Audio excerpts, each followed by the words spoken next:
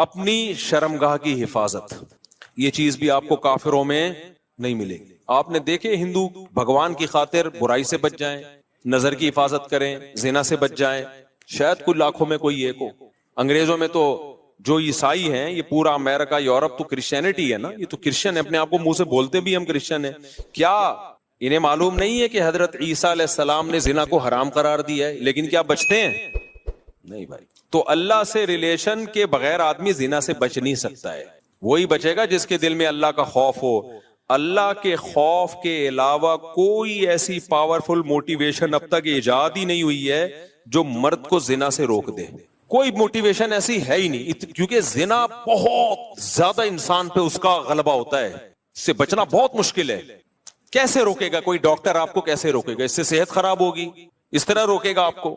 وہ کہے گا اس سے خاندانی نظام تباہ ہو جائے گا، تو اگلا کہے گا میرے کرنے سے کیا نظام تباہ ہوگا؟ تو پوری دنیا جب زنا چھوڑے گی تو نظام بحال ہوگا نا، میرے اکیلے سے کیا ہوتا ہے؟ وہ آپ کو کہیں گے اس سے ایڈز پھیلتا ہے، تو لوگ کہیں گے ٹھیک ہے ہم ایڈز کی جو بچنے کی تدابیر اختیار کر لیں گے. کوئی آپ سے کہے گا کہ جی آپ کا پیسہ اس سے برباد ہو جائے گا، تو آدمی کہے گا ایک دفعہ کر لیتا ہوں، جب برباد ہونے لگے گا تو نہیں کروں گا. ہر چیز کا شیطان جواب آپ کو دے دے گا. اس کے لیے سوائے اللہ سے ریلیشن کے کہ آپ کو کس کا خوف ہو؟ اللہ کا.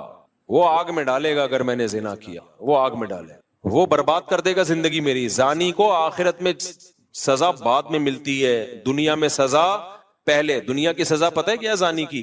اس کی فیملی لائف کی ایسی کی تیسی. اس کے دل میں بیوی کی محبت نہیں بلکہ بیوی بوجھ لگتی ہے اس کو. آپ سوچو جس کو اپنی بیوی بوجھ لگنا شروع ہو جائے اس کو گھر میں کیا مزہ آئے گا. شادی شدہ آدمی سفر میں جاتا ہے، گھر میں بھاگنے کی اس کو جلدی ہوتی ہے، اس سے میاں بیوی کا ریلیشن بنتا ہے، پھر اولاد کا ماں باپ سے ریلیشن بنتا ہے. تو اس کے ایک جس کو ہندی میں کہتے ہیں نا پریوار ہوتا ہے، خاندان ہوتا ہے. بعض الفاظ ہندی کے بڑے اچھے ہیں، وہ پریوار کا لفظ نا بڑا ایک اٹریکٹیو سا لفظ لگتا ہے، اس لیے میں بار بار پریوار لے کر آتا ہوں. تو ایک پورا آپ کا کیا ہوتا ہے؟ ایک خاندان آباد ہوتا ہے. عورت کو شوہر پہ اعتماد ہوتا ہے، کیونکہ یہ جو شوہر 2 نمبر ہوتے ہیں یہ بالآخر پکڑے جاتے ہیں. یہ ہو نہیں سکتا کہ پکڑے نہ جائیں، یہ کہیں نہ کہیں پکڑے جاتے ہیں. عورت کو پتہ چل جاتا ہے کہ اس کا ریلیشن ہے، اور پھر عورت کے دل میں شوہر کی 2 ٹکے کی حیثیت نہیں. بعض دفعہ تو یہ ہوتا ہے کہ عورت شوہر کی قدر کرنا چھوڑتی ہے، ٹائم پاس کرتی ہے، اور بعض دفعہ خود بھی وہ بد کردار بن جاتی ہے. وہ کہتی ہے جب تمہارے تعلقات ہو سکتے تو ہمارے کیوں نہیں ہو سکتے؟ تو اب کیا ایسا رشتہ تو گیا تیل لینے. رشتہ کہاں گیا؟ بولو تیل لینے. تو جب رشتہ تیل لینے گیا تو اس کا نقصان کیا ہوگا کہ زانی جو زنا کر کے جو تھوڑی دیر کی خوشی ہوتی ہے وہ تو حاصل ہوتی ہے، لیکن جو ایک کنٹینیوسلی ایک خوشی انسان کو گھر میں بیوی بچوں کی محبت سے، اور پھر وہ بڑھاپے میں دادا دادی نانا نانی، یہ ساری جو ایک مستقل خوشی ہے، یہ ہمیشہ کے لیے اس سے کیا ہو جاتا ہے؟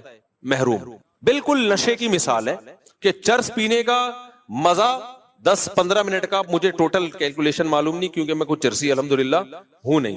آئندہ کسی چرسی سے پوچھوں گا. کل میں نے 3 جہاز دیکھے کل میں نیو کراچی سے آ رہا تھا، بہت عرصے کے بعد مجھے جہاز نظر آیا.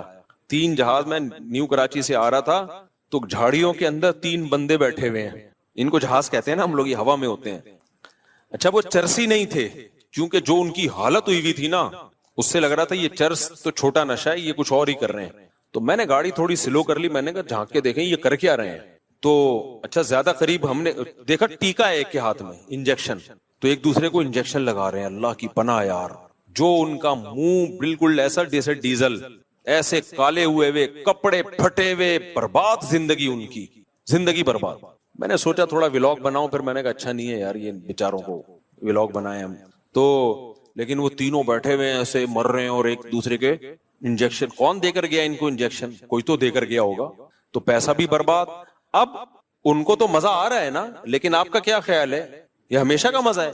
تھوڑی دیر کا مزہ ہے، اس کے بعد عذاب اور ٹینشن. یہ خودکشیاں تک کر لیتے ہیں ہیروئن جی. تو میرے بھائی زنا کا بھی ایسے ہی ہے، تھوڑی دیر کا مزہ ہے، لیکن جو نیچرل مزہ تھا، آپ کا گھر بار آباد ہو، محبتیں ہوں، میاں بیوی کا ریلیشن، عورت کو شوہر پہ اعتماد، شوہر کو بیوی پہ اعتماد، یہ لبرل لوگوں میں یہ سب اعتماد کی ایسی کی تیسی. میں تو ایسے ایسے حالات جانتا ہوں جو سیکولر لبرل، نام نہاد لبرل ہے نا، جو بڑے براڈ مائنڈڈ بنتے ہیں کہ ہم ملاؤں کو نہیں مانتے، ملا کے ایسے ان کے حالات ہوتے ہیں. بڑی لبرل سی ایک انٹی سے شادی کر لی، کسی پہ میں الزام نہیں لگا رہا، चिप रख रहे होते हैं उनके पर्सों में बेगम के, कि ये जो कह के जा रही है कि मैं तारिक रोड मार्केट में शॉपिंग करने जा रही हूं, तो लोकेशन से हम ट्रेस करेंगे कि ये जा भी वहां रही है। यार जब बीवी पे ये शक पैदा होना शुरू हो जाए तो लाइफ तो गई ना, खत्म ना। बीवी पे ये शक क्यों हो रहा है? क्योंकि अपनी हरकतें ठीक नहीं है, अपनी हरकतें ठीक नहीं है। उनको पता है कि हम जब बुरे हैं, हम इधर उधर पता नहीं काम मुकाला करते हैं, तो हमारी बीवी भी हो सकता है कर रही हो। तो यार ये कोई जिंदगी है? सोचो है। औरत को शोहर पे एतमाद नहीं है कि पता नहीं ये जमशेद का नंबर ही है या जमशेदा है ये, और मर्द को बीवी पे एतमाद नहीं है कि पता नहीं ये सुल्ताना है या असल में ओरिजिनल सुल्तान ना हो कहीं है। तो ये कोई जिंदगी है? इसको थोड़ी रिलेशन बोलते हैं। इससे तो बेहतर था कि तुम शादी ना करते यार। ऐसे शकूक एक दूसरे पे, शौहर बाहर मुल्क चला जाता है, वो बीवी पे शक कर रहा होता है, मैं यहाँ हूं पता नहीं वो क्या कर रही है वहां, औरत को उस पे शक होता है कि वो वहां पता नहीं क्या गुलगबाड़े कर रहा है। ये है मजहब से बगावत का बोलो नतीजा। ये अल्लाह दुनिया में जानी को अजाब देता है कि वो थोड़ी देर की लज्जत, अच्छा वो थोड़ी देर की लज्जत भी पहली दफा में उसको लगेगी, उसके बाद वो उसका आदी हो जाएगा। तभी तो ये जो गोरे जो होमोसेक्सुअलिटी की तरफ आए हैं, क्यों आए हैं? ये नाइट क्लबों में जिना कर करके थक गए हैं, अब इनको बोरिंग है ये।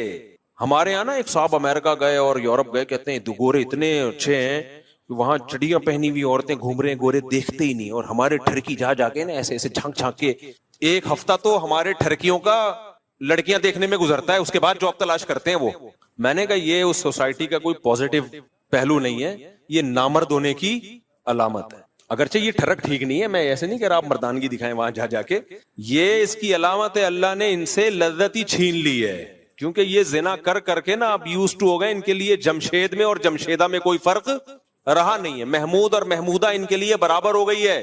समझते हो कि नहीं समझते? तो यही अजाब नहीं है क्या कि एक लज्जत जो एक अल्लाह ने मर्द के दिल में औरत की तरफ लज्जत रखी, वो लज्जत ही छीन ली अल्लाह ने। हमारे लोगों से नहीं छीनी है तो ये ठरकी बने हुए होते हैं वहां जाके। हाँ, अल्लाह ने ये बोला है कि ये काम मत करो भाई, नजर की हिफाजत करो, और एक हलाल तरीके से जो निकाह का तरीका अल्लाह ने रखा है। तो जानी जो जिना करने वाला है उसको आखिरत में तो बहुत सख्त सजा है, वो तो जहन्नम की आग है। हजरत जिब्रील को नबी ने देखा ना मेराज में, तो नबी सल्लल्लाहु अलैहि वसल्लम ने देखा कि कुछ लोग नंगे मर्द और नंगी बरहना औरतों को आग में जलाया जा रहा है और वो आग के शोलों के साथ ऊपर आते हैं। तो आपने जिब्रील से पूछा ये कौन है? जिब्रील ने फरमाया ये आपकी उम्मत के जिना करने वाले मर्द और जिना करने वाली औरतें। उन्हीं मर्द और औरतों को एक साथ अल्लाह ने डाला है, जलो इस अजाब को देखो। अल्लाह हम सबको इस अजाब से महफूज रखे। तो जिना हल्का अजाब नहीं, आखिरत का अजाब भी बहुत सख्त है, लेकिन दुनिया में जानी को क्या सजा मिलती है? उसकी जो खानदानी जो घर की लाइफ है उसकी ऐसी की तैसी। फिर जब बच्चों को पता चलता है हमारा बाप ऐसा, बच्चों के दिल में भी बाप की कोई इज्जत नहीं रहती, वो बाप को भी जमशेद समझते हैं। डैडी पापा वापा सब खत्म, अब्बा अब्बू बुजुर्गी सब खत्म। तो इसलिए मैं तभी तो आप लोग को 4 शादियों पे सेट कर रहा हूं। जिना की तरफ मत जाओ भाई, खानदान बढ़ाओ, औलाद मिलेगी हलाल औलाद। अंग्रेजों के औलाद भी हलाल नहीं है, वो भी जिना की पैदावार है, तभी उनमें इतने सेपरेशन के वाकयात हैं। मैंने गोरे का इंटरव्यू लिया किसी यूरोप में, मैंने कहा आपके फादर क्या कर रहे हैं? उन्होंने कहा फादर पता नहीं किधर है। अपने फिर फादर को गालियां देने लगा वो। मैंने कहा यार स्टाइल है भाई। तो क्योंकि वो फादर जो था ना, वो इसकी माँ को छोड़कर कहीं और मुंह काला करना शुरू कर दिया था उसने, फिर उसको छोड़ के कहीं और मुंह काला करना शुरू कर दिया। तो औलाद को ऐसे फादर से मोहब्बत होगी? कहाँ होगी मोहब्बत? तो खैर, तो इसलिए अल्लाह ने क्या फरमाया कि जो ईमान वाले लोग हैं, इल्ला अला अज़वाजिहिम औ मा मलकत अयमानुहुम, बांदियां का निजाम खत्म हो गया। अब सिर्फ क्या है भाई? इल्ला अला अज़वाजिहिम, ईमान वाला अपनी ज़ौजा के अलावा कहीं और नहीं जाता। अच्छा देखो, अल्लाह ये भी कह सकते थे कि ईमान वाले लोग अपनी ज़ौजा के पास जाते हैं, ये स्टाइल भी हो सकता था ना, लेकिन अल्लाह ने ये अंदाज नहीं इख्तियार किया, बल्कि अल्लाह ने कहा कि ये लोग अपनी शहवत को कहीं भी पूरा नहीं करते सिवाय बीवी के। ये अंदाज क्यों अल्लाह ने रखा? ताकि फोहश फिल्में देखने वाले भी समझ जाएं कि ये भी क्या है, बोलो हराम है, और हैंड प्रैक्टिस करने वाले भी समझ जाएं कि ये अमल भी क्या है, हराम है, ये नाजायज है, जायज अमल नहीं है। जो लड़कों से बदफेली करते हैं वो भी समझ जाएं कि ये अमल भी क्या है, बोलो हराम। बदनजरी से अपनी ख्वाहिश पूरी करना, वो अमल भी क्या है, तसव्वुर में किसी गैर औरत का तसव्वुर। बाज नौजवान बताते हैं हम लेटते हैं तो फिर फिल्म चलाते हैं दिमाग में, उसकी फिल्म पूरी चला के उससे लज्जत हासिल कर रहे होते हैं। भाई ये भी नाजायज और ये भी हराम। तो अल्लाह ने सिर्फ और अल्लाह ने कहा अपनी ख्वाहिशात को कहीं भी पूरा नहीं करते सिवाय बीवी की। तो जब मुसलमान पे इतनी पाबंदियां, इतनी रिस्ट्रिक्शंस हो, بیویوں کی تعداد زیادہ ہونا تو بنتا ہے نا میرے بھائی, کیا خیال ہے؟ پھر اتنے پروٹوکول تو مسلمان مرد کو ملنا چاہیے نا. ایک انگریز مسلمان ہوا, جرمنی کا تھا میرا خیال ہے, اتنی بڑی داڑھی اس کی, جامعۃ الرشید میں آتا تھا.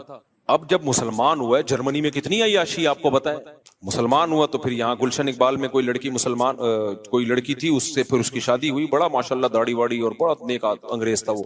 میں ملا اس سے, گپ شپ لگائی, تو مجھے کہتا ہے میں تو کروں گا 4 شادیاں. اس سے یہ ہو رہا تھا کہ میری بیوی نہیں کرنے دے رہی, حالانکہ وہ مسلمان ہے, پاکستانی مسلمان ہے.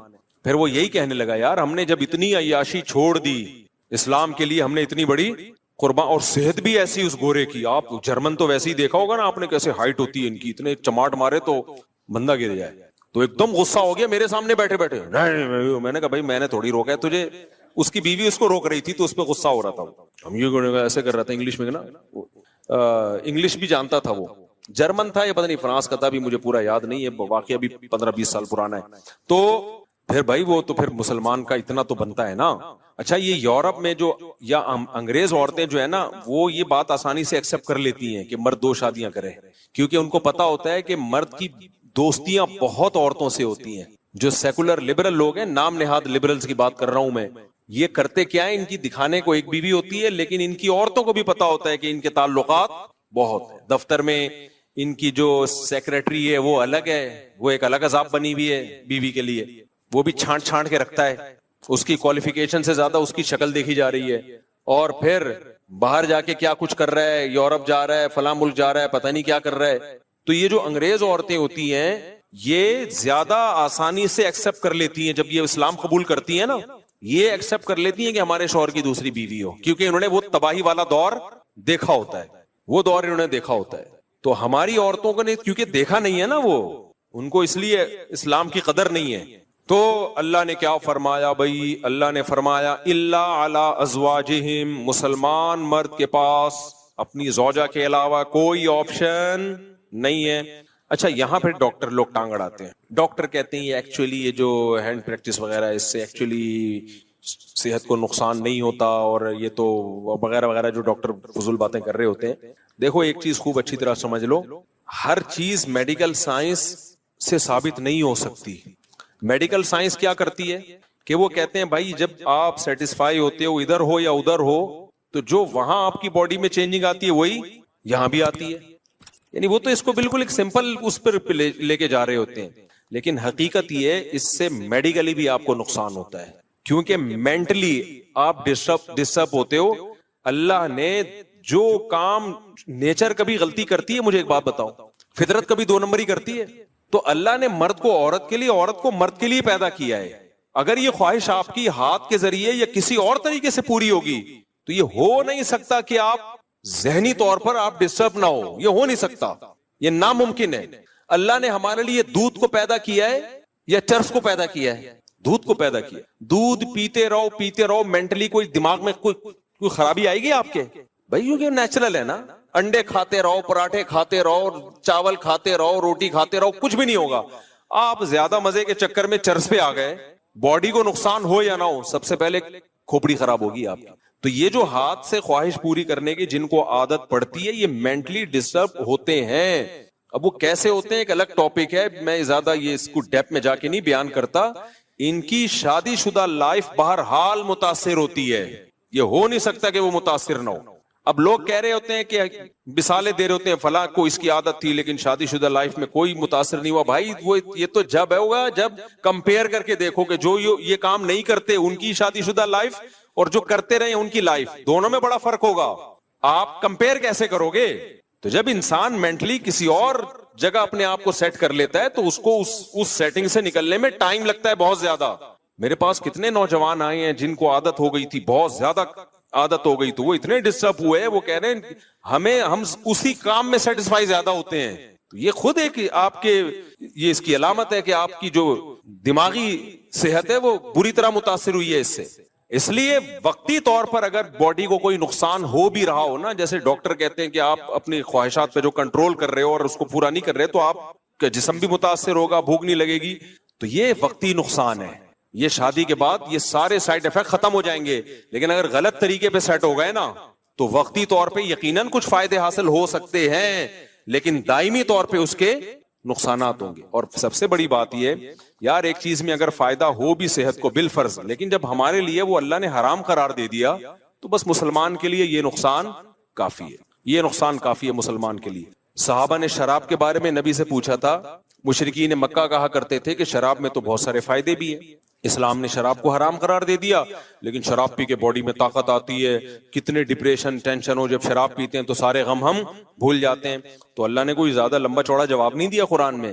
اللہ نے فرمایا اثمہما اکبر من نفعہما, ان میں جو گناہ ہے وہ ان کے فائدوں سے زیادہ ہے. اور دوسری بات ایک ذہن میں یہ بھی رکھو کہ میڈیکل سائنس کا ٹاپک اخلاقیات نہیں ہے. مثال کے طور پر آپ کسی ڈاکٹر سے پوچھو کہ ڈاکٹر صاحب زنا کرنے میں صحت کو کوئی نقصان ہے, تو ڈاکٹر کہے گا نہیں بھائی, بیوی کے پاس جانا اور زنا کرنا دونوں میں ایک جیسی انرجی یوز ہوتی ہے تو کوئی نقصان نہیں ہے. یہ ڈاکٹر یہ بات کیوں کرے گا؟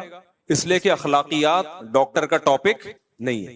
لیکن مذہب آپ کو بتائے گا زنا کرنے میں نقصان کیا ہے, جہنم کی آگ ہے. اگر 4 گواہوں سے ثابت ہو گیا تو 100 کوڑے ہیں, اور اگر شادی شدہ ہونا ثابت ہو گیا تو زمین میں گاڑ کے پتھروں سے مار کے ہلاک کیا جائے گا اس کو. اتنا بڑا جرم ہے یہ. تو ہر چیز ڈاکٹروں سے پوچھنے کی نہیں ہوتی, کیونکہ یہ آج کل نا لوگ ڈاکٹر سے پوچھ رہے ہوتے ہیں ڈاکٹر صاحب مجھے یہ عادت پڑ گئی ہے. ڈاکٹر کہتے ہیں وہ پتہ نہیں خود کیا کر رہا ہوتا ہے, بہرحال وہ کہتے ہیں کہ کرتے رہو. تو اور لڑکوں کو ڈاکٹروں نے اس میں بگاڑ دیا, خراب کر دیا. تو ہمارے لیے بھائی اللہ کا قانون بہت ہے. ہاں یہ ضرور ہے کہ جن لڑکوں کو اس کی عادت پڑ جائے نا تو یہ عادت جلدی چھوٹتی نہیں ہے. تو جن کو عادت نہیں پڑی ہے وہ اپنے آپ کو اس عذاب سے بچائیں.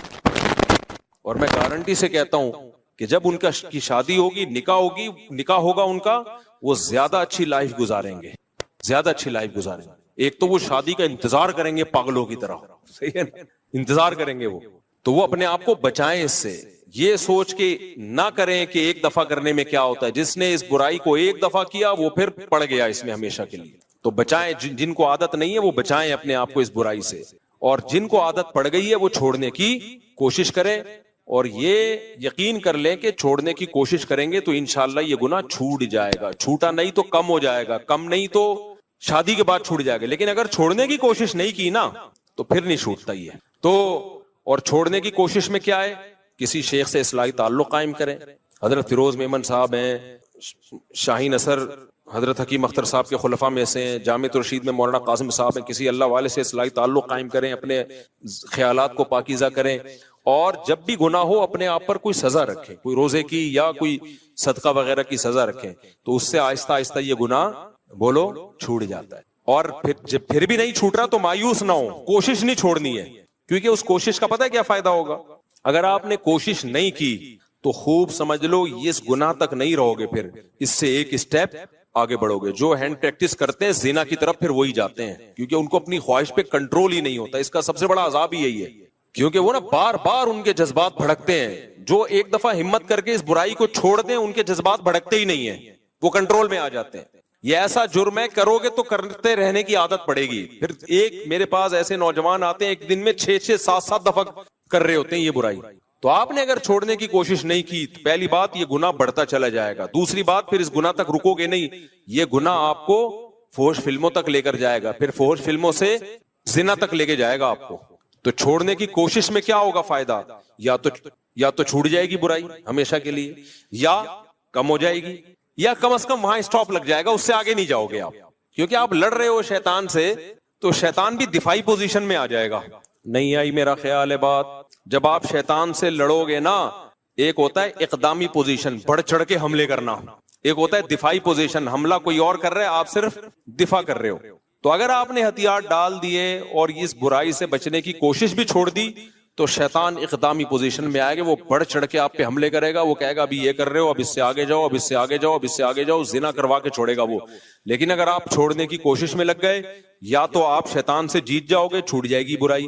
نہیں جیتے تو کم از کم اتنا ہوگا کہ شیطان کو دفاعی پوزیشن میں لے آؤ گے. شیطان کہے گا ٹھیک ہے میں بڑھ چڑھ کے حملے تو نہیں کر رہا, لیکن تجھے یہاں تک روکوں گا میں, کم از کم یہ کرتا رہا, اس سے آگے بڑھنے پہ نہیں آئے گا وہ. آپ لوگ کو سمجھ میں نہیں آ رہا, رہنے دو.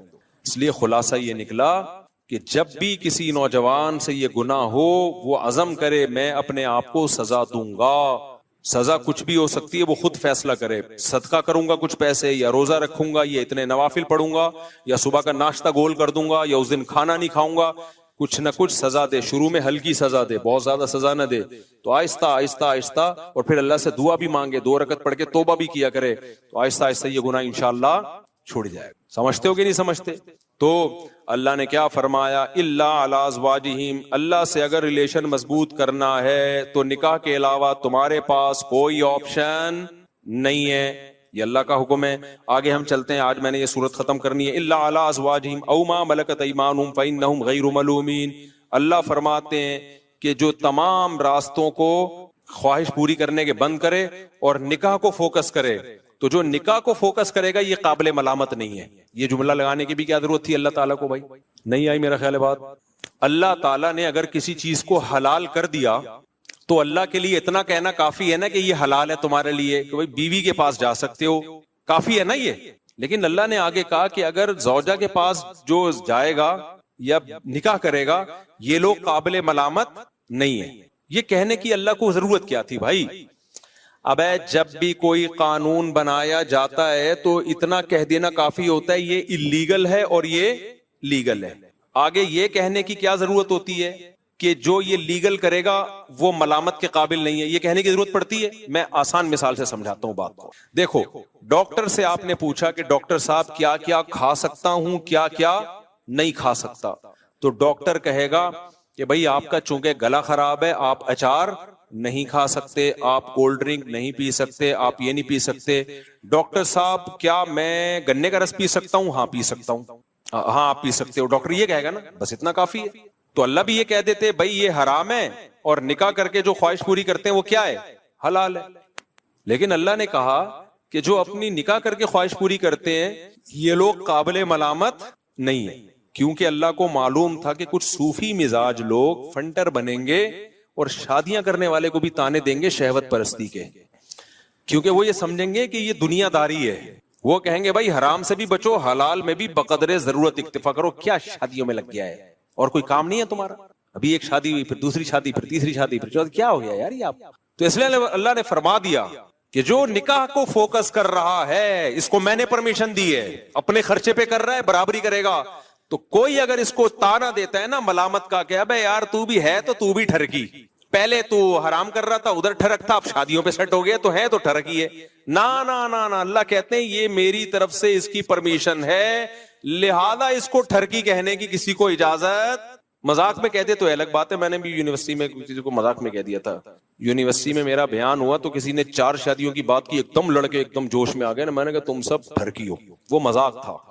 صحیح ہے، تو کیونکہ میرا ویسے کچھ نہیں ہو رسپانس آ رہا، جیسی یہ بات ہوئی ایک دم سب۔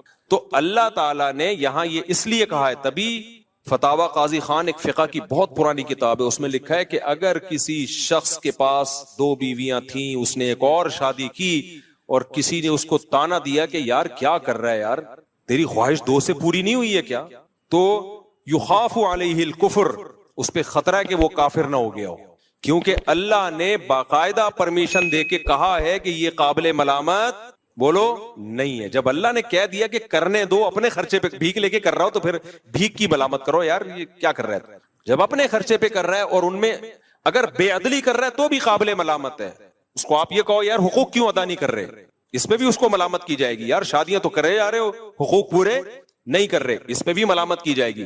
لیکن ہمارے یہاں حقوق بھی پورے کر رہا ہو، برابری بھی کر رہا ہو، شادی بھی اپنے خرچے پہ کر رہا ہو تو بھی تانے دیتے ہیں۔ کیا 2 سے دل نہیں بھرا؟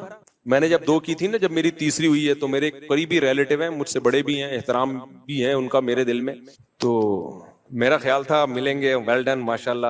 ایسے مجھے دیکھا انہوں نے، کیا ہو گیا 2 سے دل نہیں بھرا تھا کیا؟ ایسے مجھے انہوں نے کہا کہ میں عزیز تھوڑی دیر کے لیے مجھے شوق لگا، میں بہت شرمندہ ہوا کہ یار میں شاید کوئی غلط آدمی ہوں۔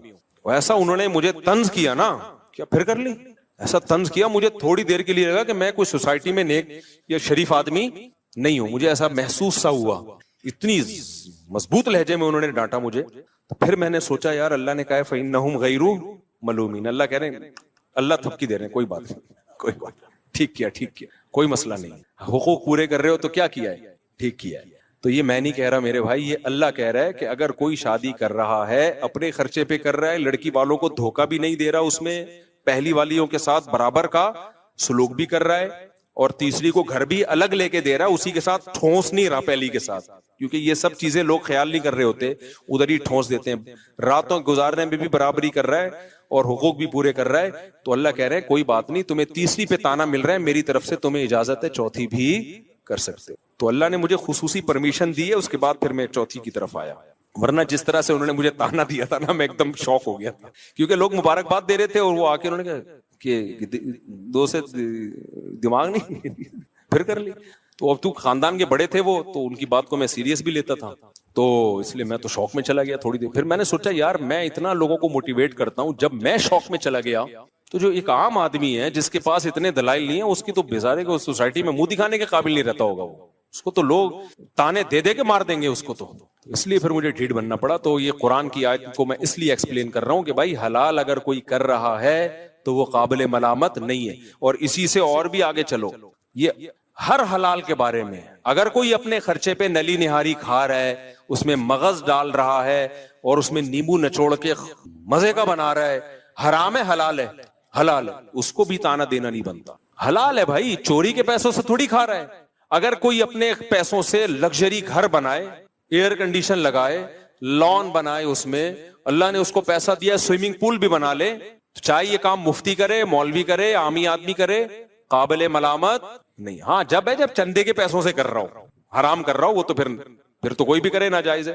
اگر کسی کا اپنا بزنس ہے میرے بھائی, اللہ نے اس کو دولت دی ہے, وہ کرے. کچھ لوگوں کو اس پہ اعتراض ہوتا ہے یہ بزنس کلاس میں مولانا لوگ سفر کیوں کرتے ہیں. بھائی اگر اپنے پیسوں سے بزنس کلاس میں سفر کر رہا ہے تو اللہ نے پیسہ دیا خرچ کرنے کے لیے, بچانے کے لیے نہیں دیا, تو قابل ملامت نہیں ہے. یا کسی نے اس کو انوائٹ کیا اور اس نے مہمان کے اکرام میں بزنس کلاس کا ٹکٹ کرا دیا, تو بھی قابل ملامت نہیں ہے. یہ لوگ ملامتیں کر رہے ہوتے ہیں جیلس ہو کے کر رہے ہوتے ہیں. دیکھو اللہ نے, ہاں یہاں لوگ ایک سوال کرتے ہیں, ہمارے نبی کی زندگی تو اتنی سادہ تھی, آپ تو گدھے پہ سواری فرمایا کرتے تھے, آپ صلی اللہ علیہ وسلم کا تو گھر اتنا سادہ تھا. اس کا جواب میں دے چکا ہوں کہ ہمارے نبی کی طبیعت اللہ نے ایسی بنائی تھی کہ آپ کو دنیا کی طرف طبعی رغبت تھی نہیں. تو جس کی طبیعت ہی ایسی ہو تو وہ نہ کرے, لیکن نارمل لوگوں کی طبیعت ایسی نہیں ہوتی. ہمارے پاس سلیمان علیہ السلام کی مثال ہے نا, حضرت سلیمان علیہ السلام بھی تو اللہ کے پیغمبر تھے, حضرت عثمان بھی تو اللہ کے نبی کے چہیتے صحابی تھے. آپ کی تو بڑی زبردست لائف تھی, بے تحاشا دولت تھی حضرت عثمان کے پاس. 400 اونٹ حضرت عثمان کے ایک ٹائم پہ مدینہ میں تجارتی مال لے کے آتے تھے. مدینہ کی زمین ہلتی تھی, پتہ چلتا تھا کسی تاجر کا مال آ رہا ہے. اتنا پیسہ اللہ نے دیا تھا حضرت عثمان کو. تو ہمارے پاس مثالیں ملتی ہیں پیسے والوں کی بھی اور پیسے نہ والوں کی بھی. تو غربت میں آپ غربت پہ راضی رہیں. دولت, میرے شیخ جو حضرت مفتی رشید احمد صاحب تھے, تہجد میں 5 پارے پڑھنے کا معمول, اور اتنا اللہ کا خوف تھا. جو پرانے لوگ ہیں جانتے ہیں کتنے بڑے پرہیزگار تھے, اور دنیا کی محبت زیرو تھی, لیکن لائف لگژری تھی بھائی ان کی. لائف کیا تھی, پگڑی اتنی مہنگی پہنتے تھے, کرتا ایسا سفید چمکتا ہوا, بہت مہنگا کرتا تھا. گھڑی 1985 میں 60,000 کی گھڑی لی تھی انہوں نے. اس وقت 60,000, آج سوچ لو کتنے لاکھ کی پلاٹینم کی گھڑی تھی, بہترین. وہ ان کی لگژری. گاڑی ایسی تھی کویت کے شہزادے سے خریدی تھی, سوچ لو کیا گاڑی ہوگی. ہم جب گاڑی میں بیٹھتے تھے کبھی کبھار ہمارا دل ہی نہیں کرتا تھا, ہم کیونکہ رکشے سے آتے تھے مدرسے, اور ان کی کبھی گاڑی میں بیٹھے تو اترنے کا دل نہیں کرتا تھا. تو لیکن دنیا کی محبت الگ چیز ہے, دنیا کی نعمتوں کا استعمال کرنا الگ چیز ہے. میرے خوراک بھی ان کی خاندانی تھی, خوراک میں سیب, بادام, انڈے, یہ ان کی خوراک تھی. اب اگر کوئی اور ان کے بارے میں مجھے یہ بتاتا تو میں سوچتا شاید وہ بزرگ نہیں تھے, دنیا پرست تھے. لیکن ہم نے تو بھائی ان کی صحبت میں کئی سال گزارے ہیں.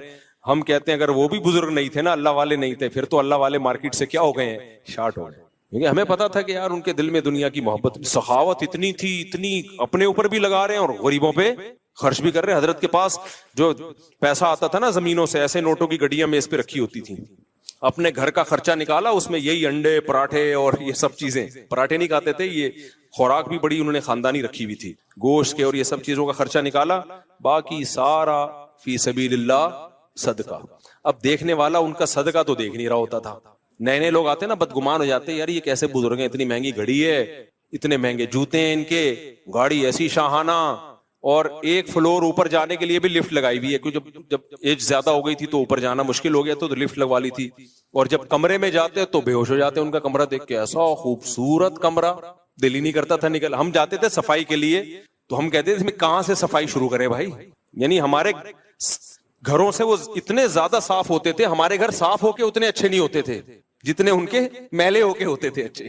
تو ایسا ان کے گھر میں صفائی کا ماحول. حضرت کہتے تھے میرا جو مصلی ہے وہ میلا ہونے سے پہلے دھلتا ہے, میرے کپڑے میلے ہونے سے پہلے دھلتے ہیں. ہمارے گھر میں دھلائی گھر کے گندا ہونے سے پہلے, گھر کے بستر کی چادریں میلی ہونے سے پہلے دھلتی ہیں. ہم کہتے تھے بھائی یہ کیا ہے, اس کی لاجک سمجھ میں نہیں آئی. فرماتے تھے اگر میلا ہونے کے بعد دھلیں تو میل تو دیکھ لیا نا گھر میں. آپ لوگ سے بہت دیکھو یہ اوپر کی باتیں, یہ سمجھ میں نہیں آئی, ہمیں بھی نہیں آتی تھی سمجھ میں. حضرت کہتے تھے کپڑے اگر میلے ہو گئے تو میل تو دیکھ لیا نا. صفائی اس کو تھوڑی کہتے ہیں میل میل نظر آ رہا ہے, صفائی کہتے ہیں میل نظر آنے سے پہلے صاف ہو رہا ہے. تو حضرت کے گھر کی چادریں دھلتی تھیں. ایک ٹائم تھا کہ اتنے وقت کے بعد اب میلی ہونے کا خطرہ شروع ہو گیا ہے, لہذا اتنے ٹائم کے بعد چادریں دھلیں گی. حضرت کا جو مصلی تھا جہاں نماز پڑھتے تھے, ایسے نماز ایسے بالکل جیسے کوئی کھمبا کھڑا ہوا ہو نا, ایسے قد بھی ماشاءاللہ اونچا تھا. پنجابی تھے نا تو بڑے چودھری ٹائپ کے, ان کا حضرت کا مزاج بھی ایسے ہی تھا. تو وہ کپڑے میلے ہونے سے پہلے دھل رہے ہیں, ایسی صفائی اور خوشبوئیں, او بھائی ان کی خوراکیں. تو اگر کوئی مجھے ان کے بارے میں بتاتا اور میں نے ان کی صحبت میں خود ٹائم نہ گزارا ہوتا, میں کیا کہتا, فوراً فتویٰ لگا دیتا یہ دنیا پرست ہیں, معاذ اللہ عیاشی کر رہے ہیں. لیکن ہم نے ان کا اللہ سے تعلق دیکھا ہے, اسی کے بعد ہمیں اندازہ ہوا بھائی دنیا رکھ کے بھی اللہ والا بنا جا سکتا ہے, کو دیکھ کے اندازہ ہوا, اور انہوں نے ایک مثال قائم کی. تو اس لیے, اور اگر تم چاہتے ہو کہ نبی جیسی ہی زندگی ہو تو پھر تو میرے بھائی جو ہماری زندگی ہے, پھر تو غریب کی زندگی بھی بڑی لگژری ہے. پھر تو ایک کمرے کا چھوٹا سا کچا مٹی کا گھر بناؤ. پھر تو جن علماء کے پکے گھر ہیں نا, چاہے کرائے پہ ہوں, وہ بھی غلط کر رہے ہیں. پھر تو اکانومی کلاس میں سفر بھی غلط ہے. پھر تو پیدل جاؤ گدھے پہ بیٹھ کے, اور جو کی روٹی کھاؤ وہ بھی ایک ٹائم. اور گھر آپ کا اتنا چھوٹا ہو کہ آپ اگر نماز میں سجدہ کریں تو آپ کی زوجہ کو پاؤں سمیٹنے پڑے, اتنا چھوٹا گھر ہو, اور اس میں ایئر کنڈیشن کیا پنکھا بھی نہ ہو. ہمارے نبی کے گھر میں پنکھا بھی بولو نہیں تھا, اور ایک ہی پیالہ تھا, اسی میں کھانا, اسی میں پانی, اسی میں دودھ. تو اتنی سادگی آج کون افورڈ کر سکتا ہے؟ تو تم اپنے مولاناؤں کو مشورے وہ دیا کرو جو خود افورڈ کر سکو. ایک واقعہ سنا کے بات کو سمیٹتا ہوں. ایک دفعہ ہارون رشید کے دور میں ہارون رشید گھوڑے پہ جا رہا تھا, بڑی زبردست شاہی سواری. تو ایک شخص آیا, اس نے ہارون رشید کے گھوڑے کی لگام پکڑی, یا لوگوں کو گارڈ وارڈ کو اس کو بولا مجھے ہارون رشید سے ایک سوال پوچھنے دو خالی. گارڈوں نے اجازت دے دی. وہ آیا ہارون رشید سے کہنے لگا بتا تو زیادہ بہتر ہے یا عمر بن خطاب بہتر تھے؟ ہارون رشید نے کہا یار عمر بن خطاب, تو وہ عمر بن خطاب تھے بھائی, وہ زیادہ بہتر تھے. تو اس شخص نے کہا عمر بن خطاب کے کپڑوں پہ پیوند لگے ہوتے تھے, وہ گدھے کی سواری کرتے تھے, گھر میں روٹی نہیں تھی, کوئی یہ پورا پروٹوکول نہیں تھا, اور تو ان سے 1000 گنا کمتر ہے. اپنی سواری, اپنا لباس دیکھ اور اپنی لگژری لائف دیکھ, تجھے شرم نہیں آتی؟ وہ ہارون رشید نے بڑا خاندانی جواب دیا. ہمارے استاد یہ جواب اپنے الفاظ میں بیان کرتے تھے. پہلے میں ہارون رشید کے اپنے الفاظ بتا دوں, پھر ہمارے استاد کے الفاظ بتاؤں. ہارون رشید نے کہا کہ حضرت عمر کی حکومت تھی ابو ہریرہ پر رضی اللہ عنہ, اور بلال حبشی پہ. اگر حضرت عمر کے کپڑوں پہ 10 پیوند ہیں تو ابو ہریرہ کے کپڑوں پہ 15 پیوند ہوں گے, ٹھیک ہے نا. اور کہا میری حکومت تم جیسے بےغیرتوں پر. ہمارے استاد اس میں بےغیرت کا لفظ بڑھاتے تھے. ایک استاد الو کا پٹھا بڑھاتے تھے, ایک بےغیرت. اور کہا میری حکومت تم جیسے الو کے پٹھوں پہ. تم خود تو اتنے 1000 گز کے گھر بنا کے رہتے ہو بھائی, اور کوئی ایک پیوند کا, اور بادشاہ کے بارے میں چاہتے ہو پھٹے پرانے کپڑے پہن کے گدھے پہ گھومے ہو. تو کہا اس جیسی رعایا ہوگی تو ہم بھی انہی جیسے بن جائیں گے. تو وہ چپ ہو کے چلا گیا پتلی گلی سے. تو اس لیے میرے بھائی یہ مولوی جو بنتے ہیں نا, یہ اسی سوسائٹی سے بن کے سوسائٹی مارکیٹ میں آتے ہیں, سمجھ رہے ہو. یہ کوئی ایسا نہیں ہے کہ نبی صلی اللہ علیہ وسلم کی اولادیں یا صحابہ آج مولوی بن رہے ہیں. تو آج جو مولانا بن رہے ہیں وہ اسی سوسائٹی سے نکل کے آتے ہیں. تو جیسی پبلک ہوگی مولانا بھی اسی ٹائپ کے ہوں گے. تم خود کباب پراٹھے کھاؤ اور جاوید نہاریوں میں انگلیاں ڈبو ڈبو کے کھاؤ, اس میں نیمبو بھی نچوڑو, اور مولوی کو بولو کہ یہ دال کھائے گا, میں تو یہ برداشت نہیں کروں گا بھی کسی قیمت پہ. ہم تو کسی قیمت پہ, ہم جب مولوی ہیں بھائی ہم بھی ڈبو اپنے خرچے پہ کھا رہے ہیں نا, تو ہم بھی نیمبو بھی نچوڑیں گے, اس میں نلی بھی ڈالیں گے. میں جب نہاری تیار کرواتا ہوں تو آپ دوستوں سے پوچھ لو, میں بولتا ہوں نلی الگ سے ڈال اس میں, اور مغز الگ سے ڈال, اور گریوی شروع میں ہی لے آ, گریوی شروع میں ہی لے. تو اس لیے بھائی یہ مولانا بھی اسی سوسائٹی کی پیداوار ہیں. ان کو بیچاروں کو اتنے مصیبت کا مکلف کیوں بنا رہے ہو؟ ان کو بھی جینے کا حق دو، حرام نہ ہو بھائی. یہ نہیں کہ اب وہ سیٹنگیں بھی شروع ہو رہی ہیں اور چندے کا پیسہ کوئی کھانا شروع کر دے. نا اس میں تو مولوی ڈبل مجرم ہوگا. ایک عام آدمی چوری کرتا ہے ایک درجے کا مجرم، کوئی مولوی اگر چندے کے پیسے سے گھر بنا رہا ہے اور اپنا ذاتی گھر، یا وہ کرپشن کر رہا ہے، اس کی سزا اس کو پکڑو ضرور، اس کو نہیں چھوڑو. اس کو تو میں لوگوں کو کہتا ہوں نہیں چھوڑو. یہ نہ دیکھو یہ مولوی کیا کھا رہا ہے کیا پہن رہا ہے، یا بھائی اس کی پرسنل لائف ہے، کھانے دو، اس کے بچوں کو بھی خود بھی اچھا کھانے دو، اچھا پہننے دو. لیکن میرے بھائی اگر مسجد میں کوئی مولانا یا مدرسے میں کوئی کرپشن کر رہا ہے، آپ اس سے پوچھ رہے ہیں یہ گاڑی آپ نے کہاں سے لی، وہ جواب ہی نہیں دے پا رہا اس کا. حضرت آپ کی تو اتنی آمدن ہے نہیں، تو کسی نے ہدیہ دیا ہے آپ کو، تو ذرا بتا دیں کون ہے جو اتنا بڑا دل کر کے پوری گاڑی ہدیہ دے دی، گفٹ دے دی، کون ہے؟ تو یہ انتظامیہ کا فرض بنتا ہے وہ پوچھے، اور اگر وہ اس کو واضح نہ کر سکے تو بھائی اس کا مطلب یہ 2 نمبری ہو رہی ہے. پھر کیا ہوتا ہے، پھر میں بتاتا رہتا ہوں، پھر آپ اس مولانا سے پوچھتے ہیں یہ چندے کے پیسوں کا، وہ پھر پتہ ہے کیا جواب دیتے ہیں؟ علماء کا احترام. عین بھی بڑا گاڑا نکالتے ہیں، ہاں بھی بہت گاڑی. احترام علماء کا. جب میرے پاس کیس آتا ہے میں ان سے کہتا ہوں کہ علماء سے سوال تو کیا جائے گا. بھائی اسلام میں جب نبی نے یہاں تک کہہ دیا کہ میری بیٹی فاطمہ اگر چوری کرتی ان کا ہاتھ کاٹا جاتا، یار سیدہ فاطمہ کے ہم 100 دفعہ مر کے پیدا ہو جائے ان کی خاک کے برابر نہیں ہے. اتنی بڑی بات پیغمبر نے کہہ دی کہ اگر فاطمہ بنت محمد صلی اللہ علیہ وسلم چوری کرتی ان کا بھی ہاتھ کاٹتا. اب کیا رہ گیا بھائی؟